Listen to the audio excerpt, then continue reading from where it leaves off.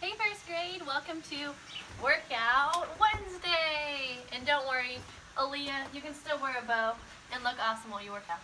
So today we are going to read the final chapter of Magic Tree House. But first, we're going to do a quick little workout. Why not?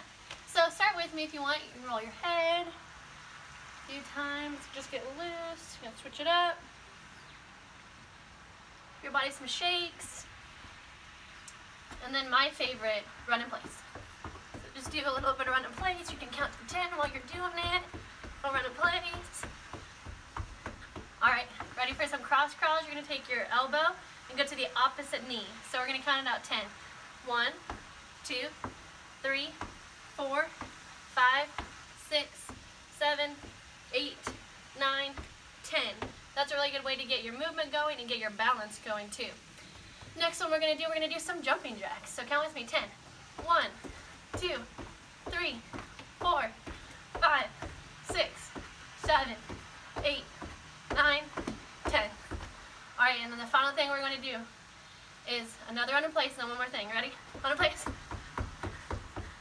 You go as fast as you can. Alright, this one's for you, Tristan. We're going to do some push-ups. Are you ready? We're going to do our best. We're going to do 10 push-ups, alright? Remember, you can't make fun of Mrs. Myers. I'm trying my best. All I ever ask you to do is do your best. So get yourself ready. He calls up, down, up, 1. Alright, you ready? Up, down, up, 1. Up, down, up, 2. Up, down, up, 3. Up, down, up, 4. Up, down, up, 5, up, down, up, 6, up, down, up, 7, up, down, up, 8, we're almost there, 2 more, up, down, up, 9, up, down, up, 10. Alright, now that we've got our Workout Wednesday in, let's read the final chapter of Magic Tree House. This is just a few pages long. Catch your breath and read with me. Chapter 10, they're all here. Jack opened his eyes. It was so dark he couldn't see anything. He felt his clothes. He was wearing his t-shirt and jeans again.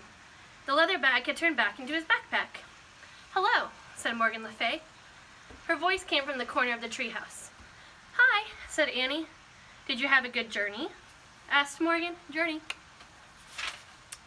"I did," said Jack. "But girls can't do anything fun in ancient Greece." "I did one fun thing," Annie said. "I rode in a chariot pulled by a flying horse." "That must have been wonderful," said Morgan. "You were very lucky to be bringing me the story of Pegasus." "Who?" said Jack. "Pegasus," said Morgan. "He's the great white-winged horse in Greek mythology." "Oh yeah," said Jack. "I think I've heard of him." He felt in his backpack and found the scroll. He gave it to Morgan.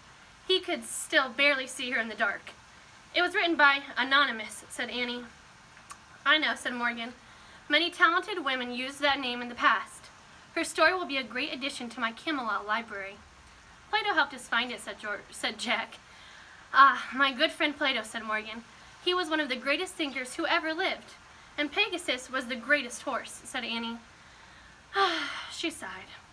"I just wish I could see him again." "You can," Morgan said softly. "He's here right now."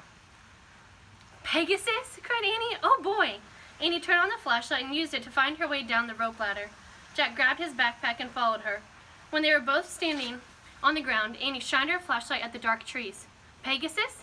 she said. "Where are you? Pegasus?" "Turn off your flashlight, Annie," said Morgan. She was looking down from the treehouse window. Annie switched off the light.